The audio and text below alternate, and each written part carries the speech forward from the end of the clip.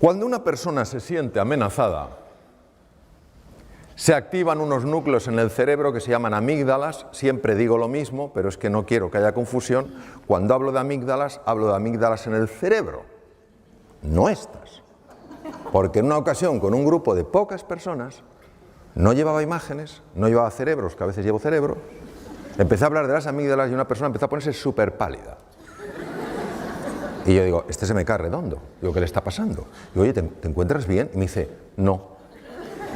Digo, ¿pero qué te pasa? Y dice, que estoy entendiendo toda mi vida. Y ya no tiene remedio. Me las quitaron de pequeño. Vean, la confusión viene de que amígdala en griego es almendra y se parecen a estas, pero no son estas. Están en el cerebro. Es nuestro detector de amenaza. Cuando la amígdala se activa ante la percepción de una amenaza, lo primero que hace es robar sangre de la parte anterior del cerebro, lo cual produce cambios muy importantes en la percepción de nuestros recursos, porque al activarse la amígdala y reducirse el aporte de sangre a la zona anterior del cerebro, se pierde capacidad de comprender, se pierde capacidad de aprender, se pierde capacidad de ser creativo y se pierde capacidad de tomar buenas decisiones. Por eso, cuando tú, Blas, antes hablabas del sentido positivo de la vida, incluso en la enfermedad, es muy importante, porque si tú la enfermedad solo la vives como una amenaza, no podrás encontrar recursos naturales que tienes que te pueden ayudar a tomar vías que favorezcan la curación, porque ni siquiera las verás. Por eso un niño, una niña en un colegio, en una escuela, un estudiante en una universidad, donde sea, una persona en una empresa, que se sientan amenazados, no que estén amenazados, que se sientan amenazados porque no hay una cultura de encuentro, de cordialidad, de afecto, y activen estos centros, no importa lo inteligentes que sean, no podrán comprender, no podrán aprender, no podrán ser creativos. No porque no lo tengan, sino porque cuando se activan las amígdalas, el riego de la zona anterior del cerebro se reduce. Y esto explica perfectamente por qué determinados jóvenes que no van bien en un contexto y no aprenden, cuando les cambias el contexto, les cambias la forma de enseñanza, aprenden y aprenden muy deprisa. Pero es que el efecto en el cuerpo es también muy marcado, y uno de los efectos es en el estómago. Cuando una persona se siente amenazada, y Margarita se sentía amenazada por su jefe, que no necesariamente la estaba amenazando, pero ella se sentía amenazada, el sistema nervioso simpático hace exactamente lo mismo que si te persiguiera un tigre. El tubo digestivo lo paraliza. ¿Entendéis? Porque no te vas a poner a comer si te persigue un tigre. ¿Qué pasa con un estómago que se paraliza? Un estómago que se paraliza es un estómago a través del cual la comida no puede fluir bien. La comida, cuando no fluye bien, se estanca. Cuando se estanca, se pudre. Cuando se pudre, fermenta. Cuando fermenta, produce gas. ¿Qué hace el gas? Hincha las paredes del estómago. No hay medicación, bueno, algunas que te reducen el gas, pero el omeprazol, por más que te baje el ácido, si el problema no es el ácido, el problema es la dilatación del estómago. En el momento en el que Margarita empezó a buscar el encuentro al principio con una tenue sonrisa forzada, estaba mandando al cerebro un mensaje: tú no sonríes en presencia de la amenaza. ¿Os imagináis el tigre y que digas tú, ¡oh, qué oportunidad! ¡Oh, charlemos! No. Entonces, el simple hecho de el propio cuerpo disponerlo para el encuentro, y la sonrisa es así, es suficiente para que el sistema nervioso simpático se desconecte y se active el parasimpático. ¿Por qué se le quitó el dolor a Margarita? Porque el estómago empezó a funcionar. Ella no tenía ningún problema de estómago, por eso en las endoscopias no se veía nada, no había nada. Porque la dilatación no se ve en la endoscopia. Bien. Cuando al profesor Hanseli, del que os he hablado, le entrevistaron, porque se hizo muy famoso, en una de las entrevistas de radio le hicieron una pregunta normal. Su respuesta fue singular. Estamos hablando de un fisiólogo puro, que se pasó 25 años en laboratorios. No estamos hablando de un místico, no estamos hablando de alguien, de un filósofo, no estamos hablando de un gran humanista, hablamos de un biólogo puro. Le preguntaron, profesor Shelley, ¿qué es lo que podemos hacer en una sociedad tan distresada? El distrés es el estrés negativo, como el de Margarita, el que daña. ¿Qué podemos hacer en una sociedad tan distresada para bajarlo? Contestación de Hans Shelley: ganarse el amor de su vecino. ¿Cómo es posible que este hombre fuera capaz de intuir cosas que se han descubierto muchos años después? Parte de la genialidad de él. Hoy en día sabemos que cuando una persona se encuentra con otra con estos lazos de afecto, de cordialidad, de voluntad, de cooperación, automáticamente el cerebro produce una sustancia llamada beta-endorfina. Es un analgésico natural potentísimo. Capaz. Es como si tuviera algo y dijera, vuelve al centro, que te estás yendo. Capaz de reducir el dolor físico. Se sabe que es real, se sabe que es beta-endorfina real, no es algo imaginario, porque se bloquea con naloxona.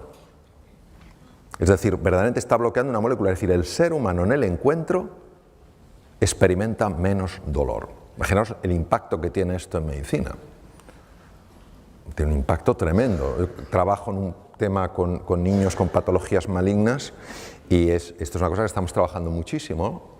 Hasta qué punto el encuentro, el sentirte apoyado, etcétera, verdaderamente tiene un impacto en la reducción del dolor, ¿no? Bien, pero lo siguiente que tampoco sabía el doctor Shelley, pero lo intuyó, fue que cuando dos seres humanos tienen esa voluntad de encontrarse, esa voluntad de cooperar, esa voluntad de colaborar, se libera en sangre una hormona llamada oxitocina. Las damas que estáis aquí diréis, esta hormona es mía. Yo soy mujer, yo he dado a luz, la lactación, todo lo que es el parto, la oxitocina, sí, pero también la tenemos los hombres y mujeres. La oxitocina es la hormona que se llama la hormona del amor, porque cuando tú te conectas con un ser humano, amistad, amor romántico, amor filial, lo que queráis, agape, amor como elección, la oxitocina protege naturalmente contra la enfermedad. Es un protector, por ejemplo, un protector del corazón y baja las cifras del LDL, del Low Density Lipoprotein, el colesterol, digamos, que se llama colesterol malo. Este es uno de mis maestros, el profesor Richard Davidson, dirige el centro más sofisticado en el mundo de imagen cerebral en relación a estados de silencio, estados meditativos, etc. Y él ha demostrado a través de un ejercicio que se llama META, un ejercicio muy utilizado en el mundo del Namasté, que cuando una persona visualiza, como decías tú, Blas, visualiza el afecto, primero hacia sus seres queridos, luego a los menos queridos, y hace lo que puede con los nada queridos, pero hace ese esfuerzo. Él ha observado, es el primer científico en el mundo que lo ha podido observar, ha observado que la parte anterior del cerebro, que si os acordáis es la que se bloquea cuando la amígdala se activa, ¿os acordáis? Pues resulta que empieza a crecer en grosor, aumenta la neuroplasticidad, la formación de nuevas neuronas y es capaz entonces de neutralizar el miedo. Luego quiere decir que el antídoto natural del miedo es el amor, no es el valor, es el amor. Cuando la amígdala que estaba activada se desactiva, la parte anterior del cerebro puede funcionar bien. Claro, esto tiene unas implicaciones enormes. Porque quiere decir que una persona que se siente amada, que se siente querida, es una persona que intelectualmente va a funcionar mejor. Y una persona que se siente humillada, que se siente avergonzada, que se siente empequeñecida, intelectualmente va a funcionar peor. Porque esos estados de ánimo están afectando al funcionamiento de su cerebro. Estas otras cosas las que se ha demostrado, otros investigadores, que cuando una persona se siente amenazada, los dos lados del cerebro no se llevan bien. Sabéis que tenemos dos hemisferios, ¿verdad? Es como una nuez, el izquierdo y el derecho. Pues se ha visto que cuanto más amenazada se siente una persona, más lateralización se produce, es decir, menos hablan entre sí los dos hemisferios. ¿No os parece que lo lógico sería que ya que tenemos dos hemisferios, por lo menos se lleven bien? Parece de cajón. Pues no, se llevan mal. ¿Cuál es el problema? El problema es que el lado izquierdo, el hemisferio izquierdo, es muy bueno en unas cosas. Es muy bueno en razonamiento lineal. Esto me lleva a esto, esto me lleva a esto, esto a esto. Es muy bueno organizando, es muy bueno estructurando, es muy práctico, muy organizado, muy fiable en eso. Pero el hemisferio derecho es mucho más imaginativo. El hemisferio derecho además es el que tiene más conexión con el cuerpo físico. El hemisferio derecho es la puerta al inconsciente. Claro, nosotros necesitamos a los dos, necesitamos al soñador y al hacedor. Necesitamos al imaginativo y al práctico. Necesitamos a los dos. Cuando una persona se siente amenazada, los dos hemisferios se desenganchan. Curioso. A nivel del corazón, se ha visto que el amor, el desarrollar este deseo, no pensemos en un amor azucarado, te amo. No, estamos hablando de algo como forma de ser y de estar en la vida, muy en la línea de lo que tú has comentado, Blas, es decir, tu deseo de siempre buscar lo mejor en la otra persona y por supuesto en ti. Cuando tú haces eso, se observa algo interesantísimo. Nosotros para ver el ritmo del corazón usábamos el electrocardiograma, pero resulta que es muy vasto para medir la dimensión de la que os voy a hablar. Y ahora existe una metodología mucho más fina que permite ver lo que se llaman las alteraciones finas del ritmo cardíaco. Y observamos, por ejemplo, que cuando una persona está estresada porque se siente amenazada, aunque el electrocardiograma parezca normal, cuando tú lo haces mucho más fino, la lupa es mucho más precisa, observas las enormes irregularidades. Pero cuando la persona activa el otro sistema, el parasimpático, que es el que se activa en el encuentro, fijaros qué ritmo más curioso toma el corazón. Esto se ha asociado con mayor longitud de vida. Se llama coherencia cardíaca. La coherencia cardíaca hace que el corazón funcione mejor y el corazón tiene su propio cerebro, Emite un campo electromagnético hasta 3 metros de distancia, se ha medido. Y está alterando todas las células del cuerpo. Que el corazón funcione así está afectando a todas las células. El sistema parasimpático, que es el sistema del encuentro, opuesto al simpático, no es que el parasimpático sea bueno, es que cuando este está demasiado activo, ya hemos visto lo que pasa, la sensación de amenaza. Cuando el parasimpático empieza a dominar un poco el juego, aumenta la capacidad de hacer frente a las infecciones, porque se potencia el sistema inmune. Esto es muy importante cara a la enfermedad. Se reduce la producción de radicales libres. Veréis, un radical libre, nosotros sabéis que usamos el oxígeno para producir energía, pero pagamos un precio. Lo mismo que para venir aquí de Alicante ha habido que ir por una carretera de peaje y se paga un precio, y preferirías no pagarlo, pero si no pasas por ahí, para poder utilizar oxígeno y obtener energía pagamos un precio. Ese precio es la producción de unas cosas que se llaman radicales libres. ¿Qué es un radical libre? El radical libre es una molécula muy inestable que le falta un electrón y necesita robar el electrón. ¿Cómo roba el electrón? Bombardeando otras células para robarle los electrones. Esto genera muerte celular, daño en pared celular, en membrana celular, envejecimiento temprano y mutaciones. Pues el encuentro, la activación del parasimpático, reduce la producción de radicales libres. Lo que veis ahí en las puntitas de los cromosomas se llaman los telómeros, y uno de los descubrimientos más importantes que se han hecho jamás en genética. El telómero se descubrió con microscopía electrónica. En los extremos de los cromosomas, lo que veis en color rojo, no se sabía muy bien lo que hacía. Los cromosomas son como unos estuches donde está el ácido, el DNA, el ácido desoxirribonucleico enrollado, el material genético.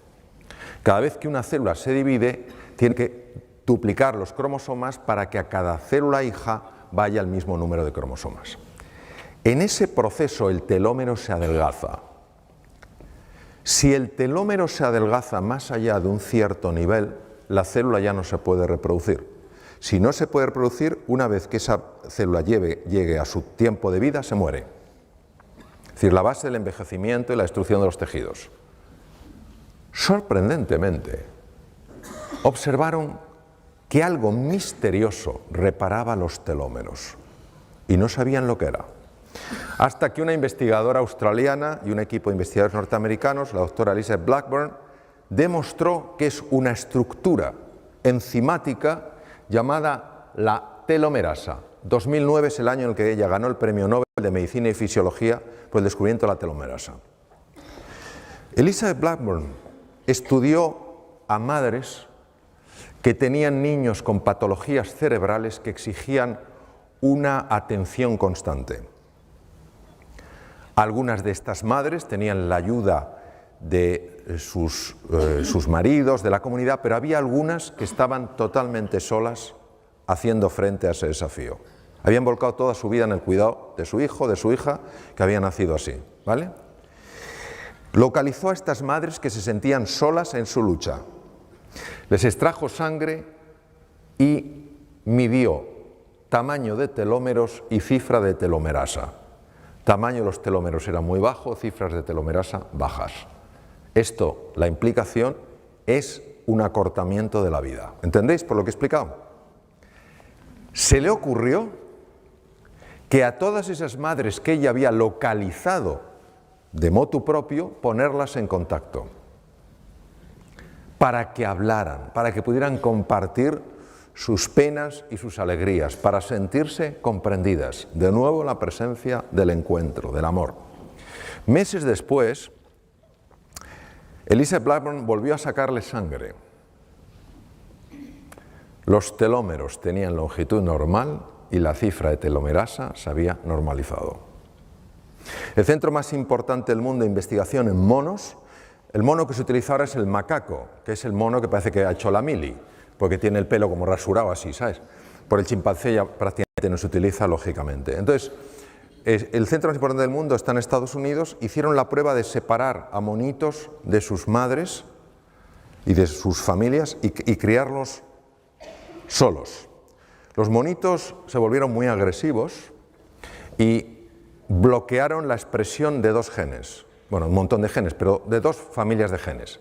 La familia de genes que protege de las infecciones, el sistema inmune, cada vez estaban malos, cada 2 por 3, y genes que afectan al desarrollo de la inteligencia del simio. Era la primera vez que se documentaba que la falta de afecto tenía este impacto. Entonces eligieron una pareja de monos ya adultos muy cariñosos, muy achuchones, como vosotros, los de Cambi, de abrazo. Entonces, pusieron a esos monitos que no habían expresado genes de la inteligencia de simio ni genes del sistema inmune a interaccionar con estos monos amables y cariñosos. Meses después, estos monos habían transformado su conducta, mucho más sociables, los pequeños, más sociables, pero es que además les sacaron sangre y vieron que ahora sí expresaban los genes de protección del sistema inmune y los genes de desarrollo intelectual en el macaco, que hace que resuelvan cosas que si no, no pueden. Impresionante. Es decir, nunca es tarde para amar y nunca es tarde para esperar un efecto del amor. No importa el pasado que una persona haya tenido.